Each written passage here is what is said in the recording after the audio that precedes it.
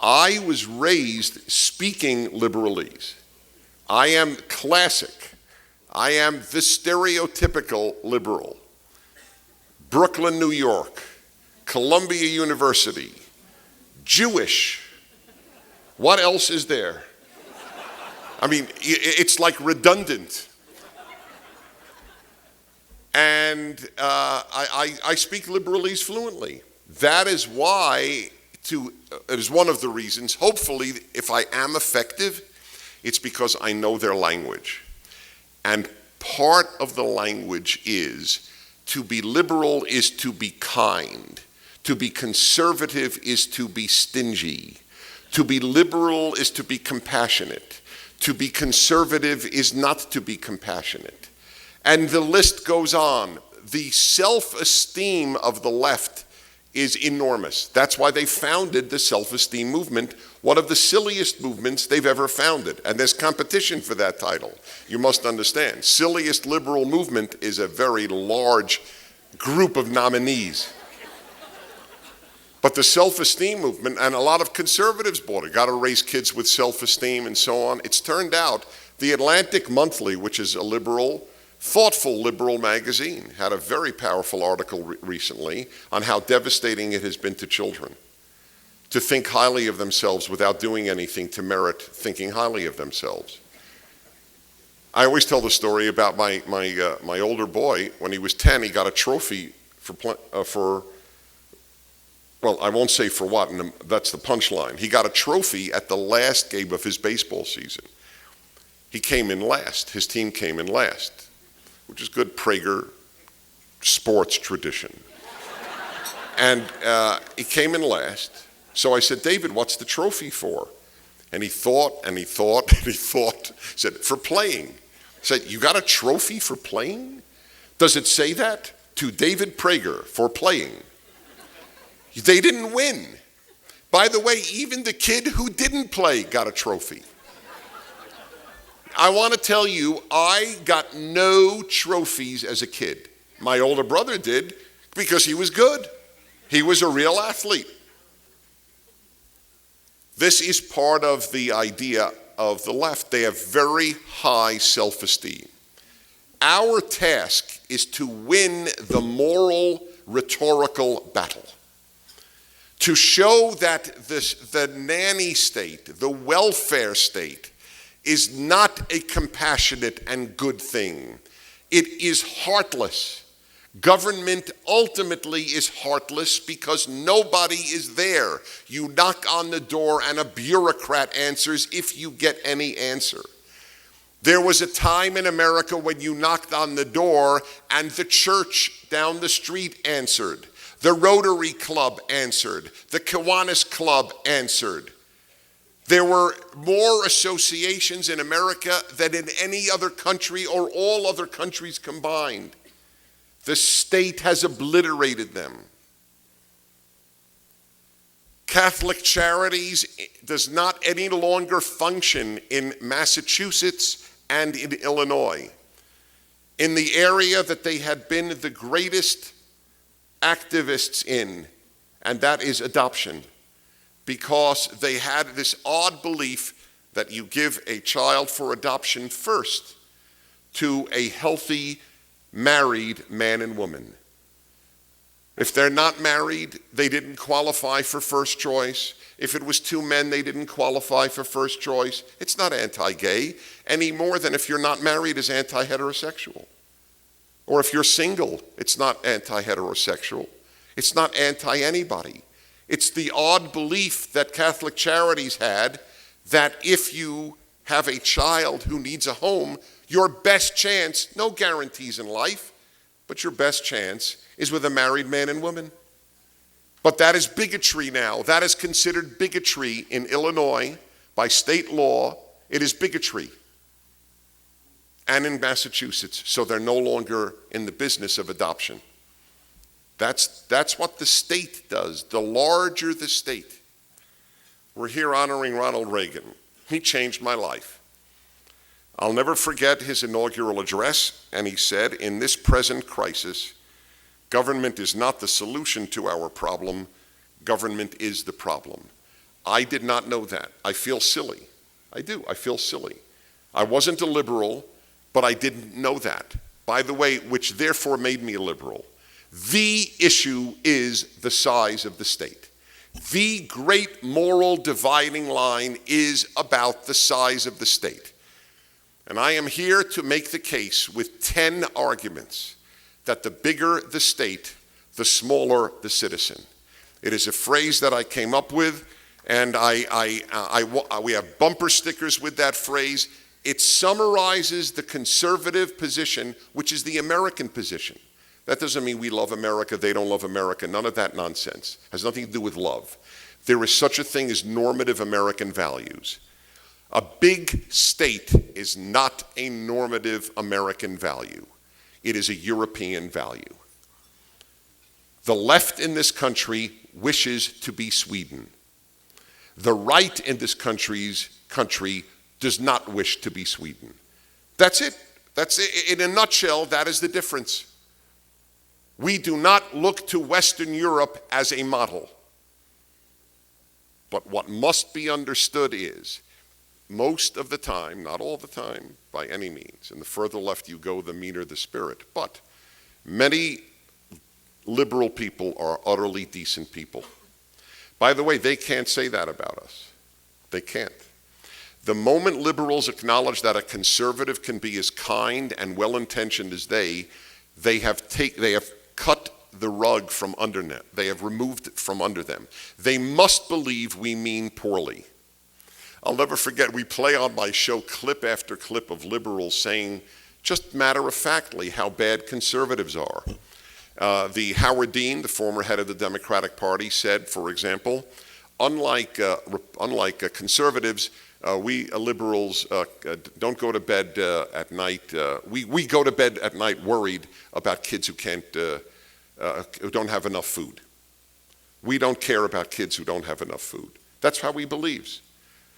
I'm paraphrasing a Larry King question where he just said, what is it about conservatives that they have such a problem with kindness? And I like Larry. I was on Larry King a dozen times. He means well. That is, if they didn't believe we were mean-spirited, they couldn't stay liberal. They have to believe they mean better than we. But we don't have to believe that we mean better than them. We have to believe that we do better than them. We measure morality by what happens, not what is intended. Very, very big distinction between us. So let me give you these 10, and I could give you 20, 10 failings of progressive policies on the character of a society. Number one, the bigger the government, the less citizens do for one another. Makes perfect sense. Americans knew you help your neighbor, you help your parents, you help your children. We just knew that, and we always did. So the question is, who does it? If the state won't do it, the church will, the synagogue will, the volunteer club will, the free loan society will. I mean, it's endless. It is endless. The glee club will, the bowling club will, the sisterhood will, the brotherhood will. They're all dying because the state destroys the alternatives. There are no such alternatives in Western Europe. If you want to help your parents, you go to the state.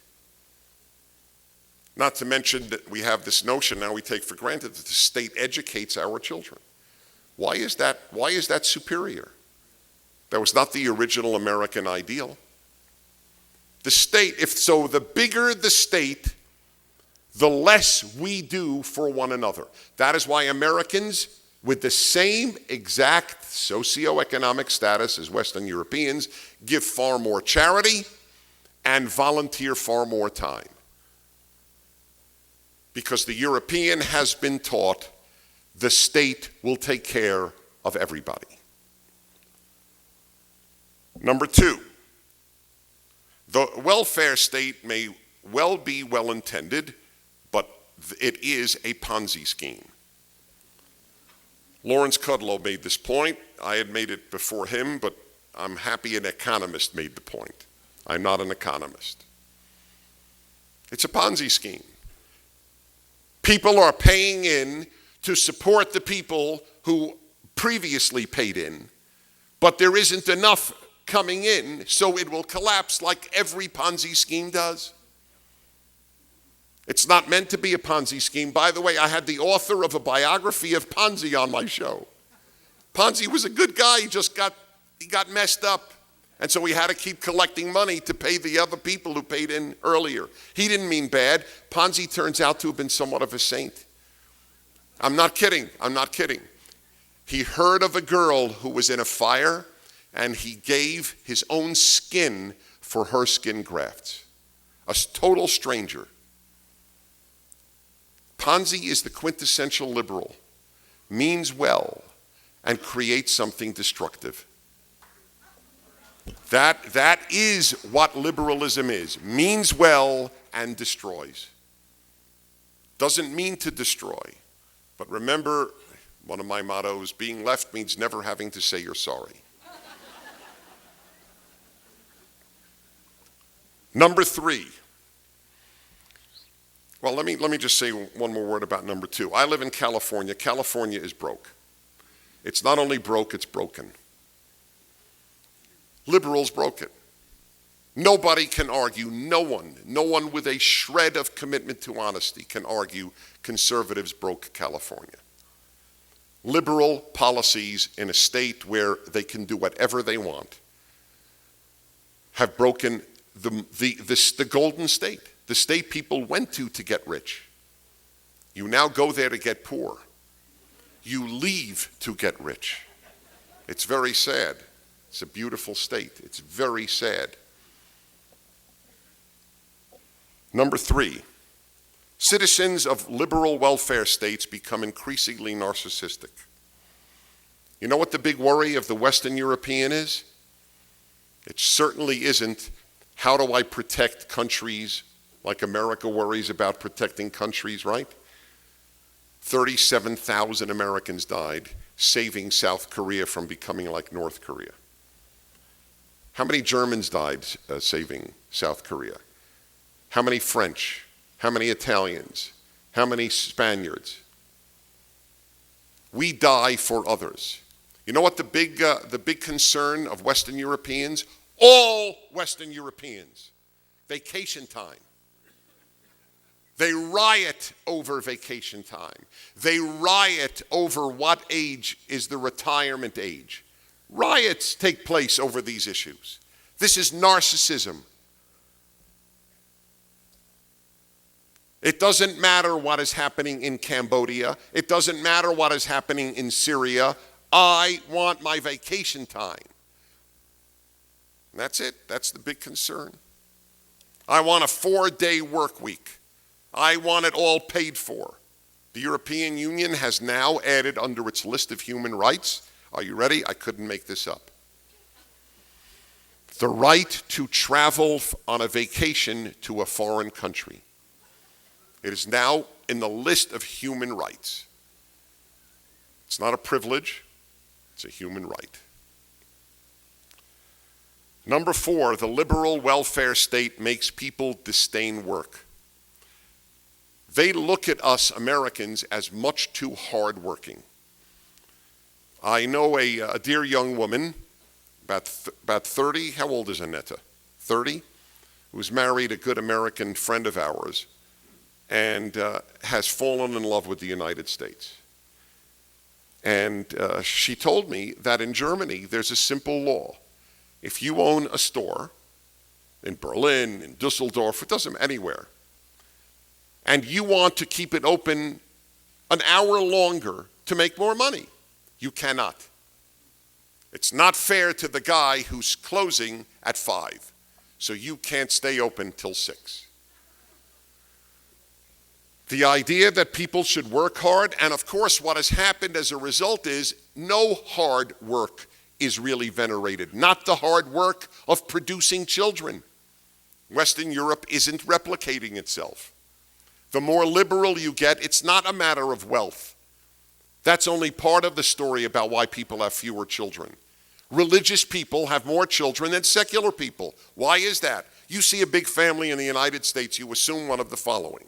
They're Mormon, Catholic, evangelical, or Orthodox Jewish, correct? Did you ever see a family of 9 kids and the parents are Democratic activists?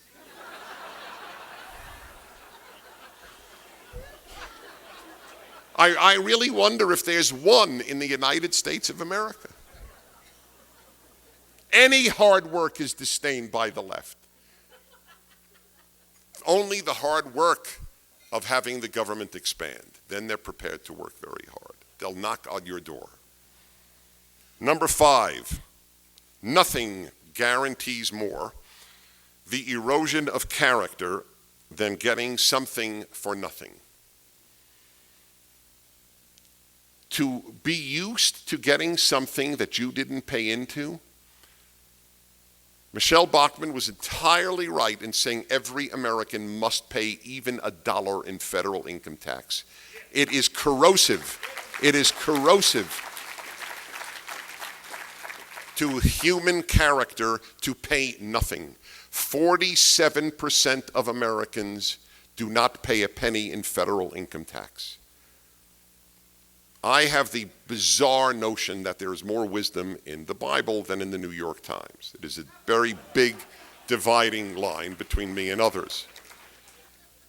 The biblical notion is every Israelite gave half a shekel, every one. If they were too poor, they'll borrow it. There's no dignity in not paying in. That's what the liberal doesn't understand, because human dignity is not a big deal on the left. Equality is big, but not dignity. There is no dignity in having others pay for you. It is humiliating. In Jewish life, it is one of the ironies of life that Jews are liberals. This is one of the great battles of my life as someone deeply involved in Jewish life. But you know what I tell Jewish liberals? Why don't you preach what you practice?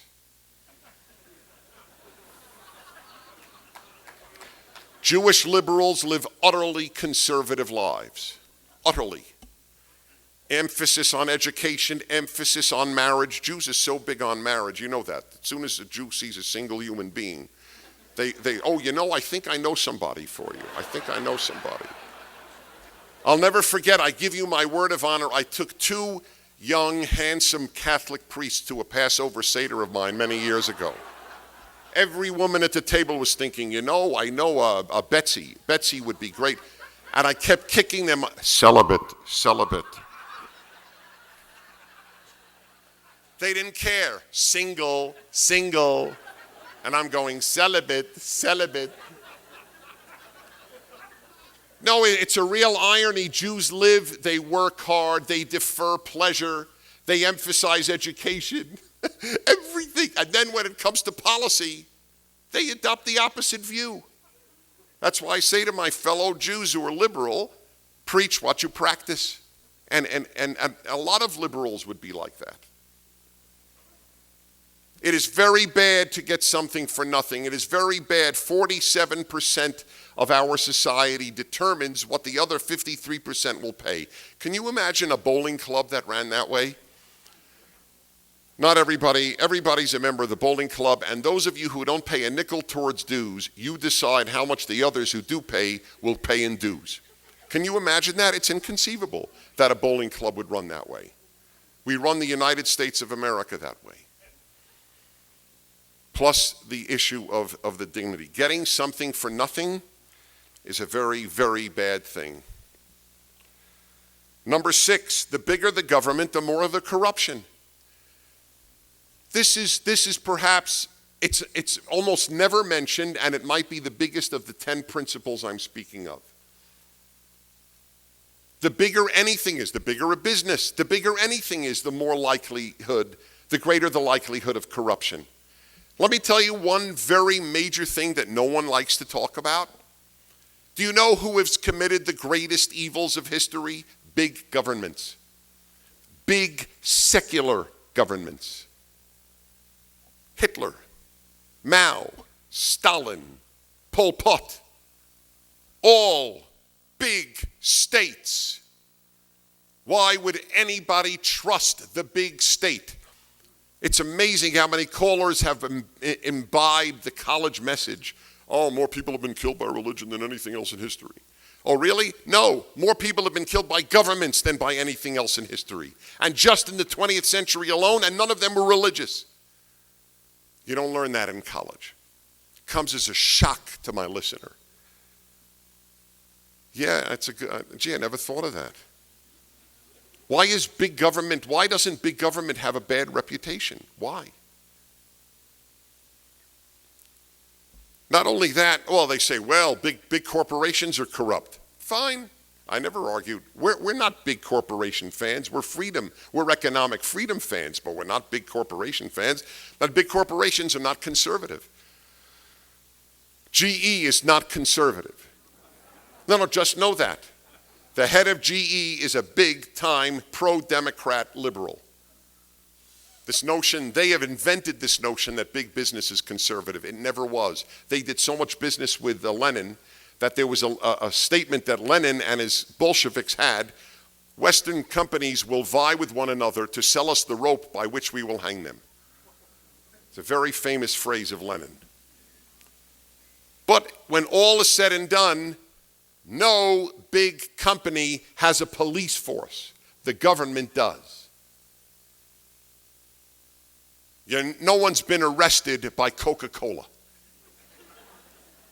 You can be arrested by the big state, which I will talk about as an example later. Number 7, the welfare state corrupts family life. That's the biggest single part of the problem in the inner city, where women began to look to the state for a husband instead of to a man for a husband. The big state has a terrible impact. Instead of bonding as two people to support a family, I don't have to bond with anybody. I just go to the state and it will support my children. And not only that, the more children I have out of wedlock, the more the state will pay. It has a very corrupting impact on family life. Number 8, the welfare state inhibits the maturation of its young citizens into responsible adults. When I was a young man, when I was a boy, I knew. I didn't meditate on it, I knew it. My task is to marry, support a wife, and support a family. That was it. No longer. No longer. Boys do not have that dream. Ask women dating. They'll tell you boys don't have that dream, including boys of 40, known as the man boy. The man boy was produced by something in society. They didn't come out of nowhere. But the idea of a boy dreaming of supporting a family, that's macho. That's John Wayne-ish. We don't want that. Well, you got your wish. You don't have that. That's exactly what you don't have.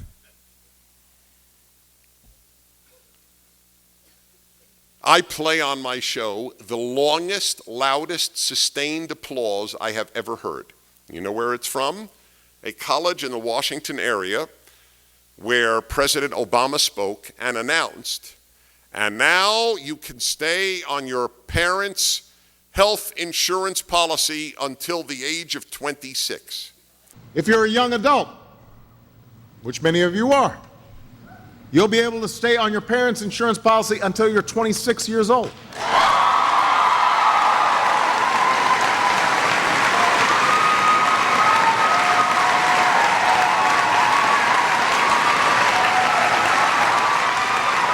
Had he announced a cure for cancer, I don't believe the applause would have been as great. It was hysterical applause. And I just thought about myself. This is not bragging, believe me. I would not have applauded if I were in college. I wanted to be independent at 21. I wouldn't have applauded that I can now be dependent until 26. By the way, I bet if he announced till 36, they would have screamed in applause. The notion of being dependent is not a negative. It is a positive.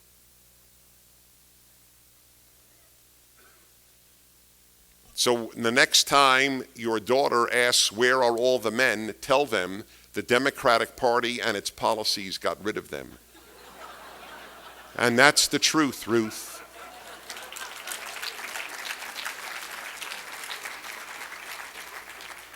Number 9, as a result of the left's sympathetic views of pacifism, and because almost no welfare state can afford a strong military, European countries rely on America to fight the world's evil and even to defend them. They have no budget for defense. It's all spent on making sure people can have fewer hours of work and have more vacation time and have more benefits and more benefits and more benefits. And who will fight evil? America. Anyway, they deny there's evil. There really isn't evil. Evil is an American term. You have no idea how many French and German experts and scholars I've had on my radio show who just say, especially when President Bush was president, they would say, you Americans like to talk about good and evil. We Europeans, we don't talk about good and evil. That's very American. And they're right, it is very American. That's entirely right. We do talk about good and evil. That's why we alone have tended to fight evil, not the Europeans. It's a very big deal. And that's a phenomenon of the left. You don't fight evil. You fight carbon emissions. It's very important you know that. I always say my grandson, I finally have a grandson, when my grandson and hopefully other grandchildren will grow up, they'll say, what did Poppy Dennis fight? Because in his time, there was a great division. He thought they should fight Islamist terror and communist evil, and others thought that they should fight global warming. Which did Grandpa fight? I hope that my grandchildren know which one I fought. But this is clarifying the differences. I don't know how a person of the left could differ with what I just said. They'll add, well, that's because we consider global warming the great evil. There's always a new great evil that has nothing to do with evil. That has to do with expansion of government. That's what it has to do with. The United Nations just came out with a major statement that people have no reason to live on more than $10,000 a year. With global warming, we should redistribute all of the West's income to Africa and Asia. That's all. And finally, which is about good and evil, the Weltanschauung, the worldview of the left, is not to divide the world or see the great battle as between good and evil, but between rich and poor. And here's my phrase, equality therefore trumps morality. I will give you an example. Did you know that the United Nations ranks the United States and Cuba as essentially tied in health care? We're 36, they're 37. Now, in most hospitals in Cuba, from everything I have read, it is hard to get an aspirin. Why would someone be so foolish as to rank the United States and Cuba as one apart in health care? Because the left doesn't really care about good and evil, it cares about equality. And since almost no one except the highest Communist Party leaders can get any quality health care stinks for all Cubans, that's good, because it's equal. Equality trumps other values. Better that everyone have lousy health care than that some have great health care and some have less than great health care. That's the mindset. It is a resentment of distinction, of any inequality. Not good and evil, that doesn't. Why has the left been always tempted by communist tyrants? Why? The left doesn't like mass murder. Why have they been tempted? Why do they make trips to visit Fidel Castro? Why did they make trips to visit Venezuela? Why did they make trips to visit the Soviet Union in its beginnings? Because of equality. Good and evil are not the primary concerns of the left. Equality is a primary concern. It's a very, very different vision. They don't have the same vision for America that conservatives have. They don't. It's not a matter of difference in means. There is a difference in ends. Finally, just let me give you 3 examples, and then I conclude, about government intervention that you may not know about. San Francisco has banned soda. No public place may sell soda. Okay? Did you know that?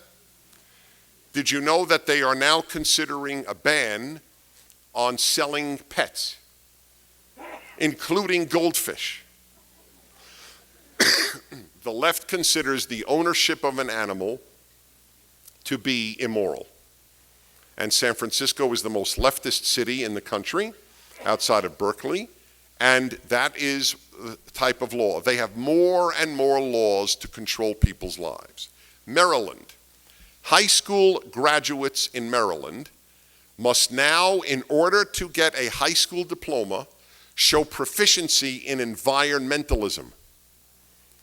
They still won't be able to write a sentence correctly.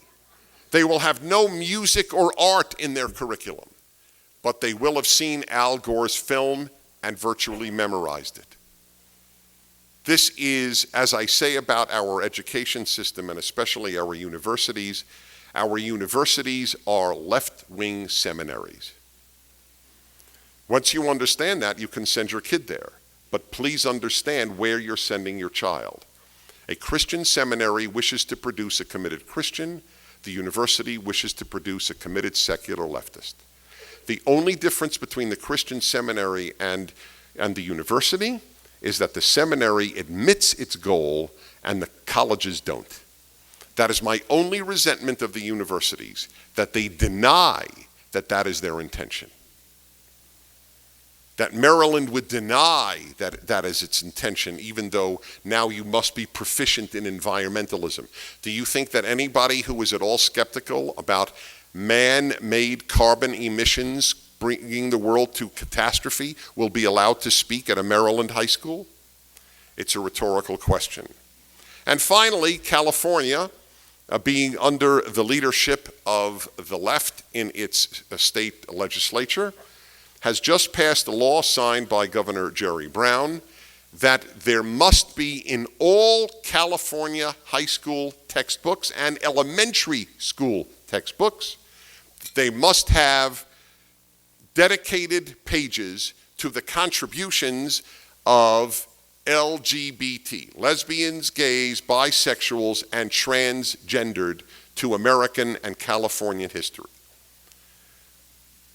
Now, I'll tell you what I resent. I don't resent the LGBT part. I resent the tampering with history. I don't want any affirmative action in a textbook. The purpose of a textbook is to tell history and truth, not make people feel good about themselves.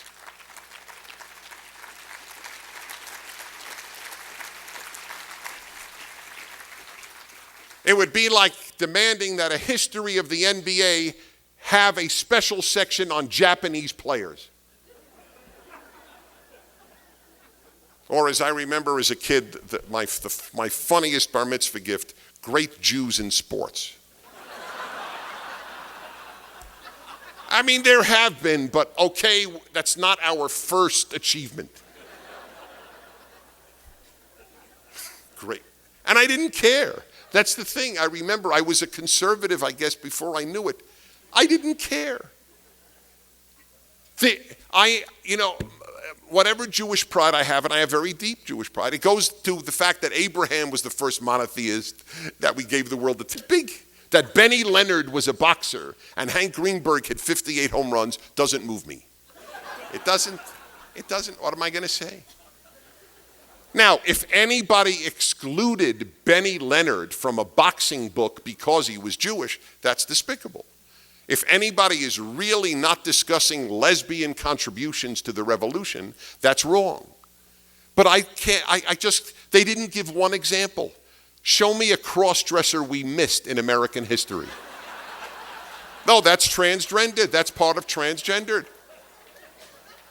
And you should have an absolute right to cross-dress. That is not my point at all. And I'm not making fun of those who if that's your thing, that's your thing. If your wife, your wife has to like it. That's my only, it's hard for me to imagine, but whatever works, works.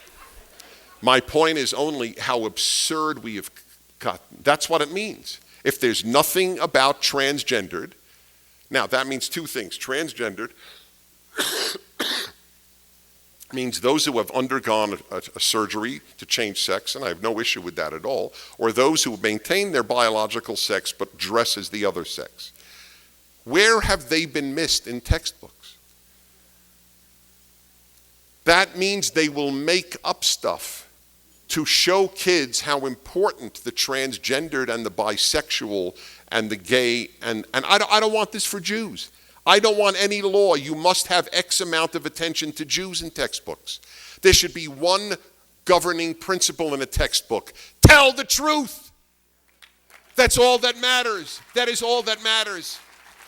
No, let me tell you how bad it's gotten. Let me tell you how corrupting the left is of everything they touch. Everything. I am a very, very big aficionado of classical music. I conduct orchestras in Southern California periodically. Brought a lot of people hopefully to love classical music. I know a lot about it. The New York Times last year listed the 10 greatest composers, which is always a fun exercise and doesn't matter. He didn't include Haydn or Handel, the New York Times correspondent, in the top 10. Which was bizarre given that he included Debussy and Bartok, okay, who were fine, but not better than Haydn and Handel. But he said why? Too many Austrians. Anthony Tomasini, look it up. There's even affirmative action there.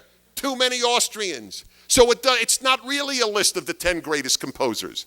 It's the 10 greatest composers who are not only Austrian. Now, what do I care if all 10 are Austrian? What the hell do I care? Don't I want to know who the 10 best musicians are? Why is there no Thai on the list? No Burmese? Not one person from South America? Where's Hinastera? They corrupt everything. Because truth, there are right-wing liars, there are left-wing liars, there are left-wing truth tellers and right-wing truth tellers. But truth is not a left-wing value. Feeling good is a left-wing value. We want to make Hungarians and French feel good. They were off the list if Haydn and Handel were on the list. That's what it's about. It's utterly corruptive. But it's so inundating of our society. It's so daily. U.S. Air could not kick a man off its plane. Do you know this story? 2 months ago, a man boarded a plane on U.S. Air. And he was wearing only panties and a bra. You're all laughing. You didn't have to sit next to him. I don't know what the hell you're laughing about. For lack of sympathy in this group. Why didn't U.S. Air kick him off? I mean, isn't there some concept of propriety left? No, there isn't. They would have been sued for bigotry, for some sort of phobia. By the way, the man, I don't know if the man was gay, and if I had to bet, he isn't. It has nothing to do with sexual orientation. It has to do with propriety. But that's where we've come. They were asked, U.S. Air's spokeswoman was asked, why didn't you remove the guy from the flight? She said, because we have no dress code on U.S. Air. Well, and they don't. They probably don't. Dress code is considered very conservative. Dress codes in high schools is only conservatives are for, even though grades and conduct are improve whenever kids have to wear a school uniform. It's a very great battle, my friends, and the only place still battling it is the United States. Western Europe gave up. the left won. This is the last stand. And this battle is taking place, obviously, right this moment in Washington, D.C. There is something immoral about spending more than you can afford to spend, isn't there? But for only one party is it considered an immoral issue. That's the difference, and it is a huge difference. And we have to know it because the fight is ultimately one of who does more good, and there is no question in my mind which one does. Thanks very, very much.